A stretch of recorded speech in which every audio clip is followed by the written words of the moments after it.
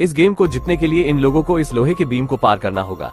Game जीतने वाले को करोड़ों रुपए दिए जाएंगे, पर यह गेम कोई मामूली गेम नहीं है, यहाँ जान जाने का रिस्क है, क्योंकि इस लोहे के ब्रिज के ऊपर बिजली का कट चालू है, जिसे छूने से 440 वोल्ट का झटका लग सकता है। यहाँ बैठे सारे अमीरजादे आराम से बैठकर इस गेम का मजा लेने वाले हैं। सबकी फटी पड़ी है, पर सभी लोग हिम्मत करके गेम खेलने के लिए रेडी हो जाते हैं। फिर सभी लोग इस लोहे के ब्रिज पर चलना शुरू करते हैं। तभी मौसम में बदलाव आता है और तेज हवा आने लगती है, जिसके कारण एक आदमी बैलेंस घुमा देता है और वह नीचे गिरकर मर जाता है। उसे मरता देख बाकी के लोग भी अपना बैलेंस खो देते हैं और कुछ लोग नीचे गिर जाते हैं। फिर एक आदमी उस ब्रिज को पकड़ लेता है तो कट लगने से उसकी मौत हो जाती है। ये सारे अमीरजादे इन लोगों की मौत का मजा ले रहे हैं।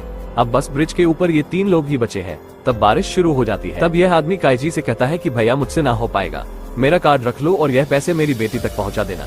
और फिर वह आदमी ब्रिज से गिर जाता है। फिर काइजी और सहारा दोनों बड़ी मुश्किल से इस ब्रिज को पार करके दूसरे बिल्डिंग पर पहुंचते हैं और अपनी जीत का जश्न मनाते हैं। अंदर जाते समय दरवाजा खोलते हैं तो सहारा को धक्का लग जाता है और वह नीचे गिरकर मर जाता है। अब सिर्फ काइजी ही बचता है।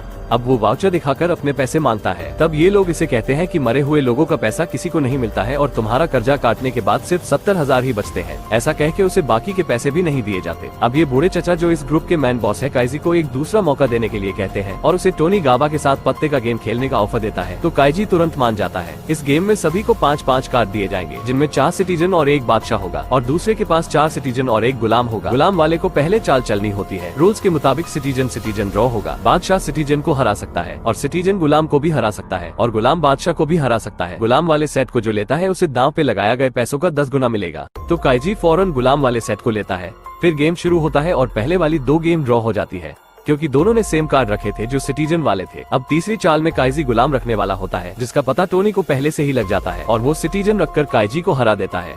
काइजी हैरान रह जाता है कि आखिरकार टोनी को पता कैसे चला कि वो कौन सी चाल चलने वाला है। तब टोनी उसे कहता है कि वो इस गेम का माहिर है और उसे सब पता चलता है।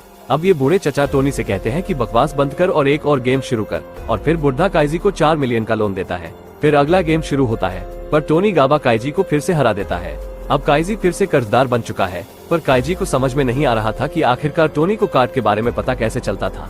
तब उसे ख्याल आता है कि उसके कंधे पर चिप लगी हुई है, जिसकी मदद से टोनी काइजी की हर बीट उसकी घड़ी में देख लेता था, जो चाल चलने के टाइम बदलती रहती थी, और टोनी पता लगा लेता था कि काइजी कौन सा पत्ता फेंकने वाला है। ये बात काइजी समझ चुका था, इसलिए वो इंडो से 50 मिलियन उधार लेता है और गेम को दोबारा खेलने जाता है। पर गेम शुरू होने से पहले काइजी अपने सर को आईने में पटक देता है, जिससे उसकी धड़कन तेज हो जाती है। इसके कारण अब टोनी गाबा चीटिंग नहीं कर पाएगा।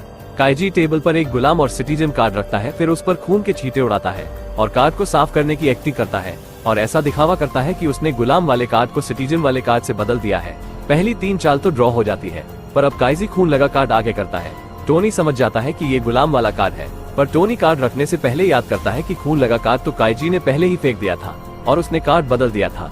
ऐसे टोनी काइजी की चाल समझ लेता है और बादशाह वाला कार्ड आगे रखता है और अपनी जीत का जश्न मनाने लगता है। पर काइजी जैसे ही कार्ड शो करता है, सारी गेम ही पलट जाती है, क्योंकि वो गुलाम वाला कार्ड ही था और बादशाह पर गुलाम भारी। असल में काइजी ने सिर्फ कार्ड बदलने की एक्टिंग की थी, पर कार्ड को बदला नहीं था और काइजी 500 मिलियन जीतकर वहाँ से चला जाता है और इंडो के साथ अपनी जीत का जश्न मनाता है। पर काइजी अपना ड्रिंक लेता है, तभी वो बेहोश हो जाता है, क्योंकि इंडो ने ड्रिंक में बेहोशी की दवाई पहले ही मिला दी थी और सारे पैसे लेकर वहाँ से रफू चक्कर हो जाती है। काइजी को जब होश आता है तो उसे अपनी जेब से एक चिट्ठी मिलती है, जिसमें लिखा है कि ब्याज काटने के बाद 28 लाख बचता है, वो उसको दिए गए हैं। काइजी ये सारे पैसे गिल्डा की बेटी को भेज देता है, जैसा कि उसने वादा किया था।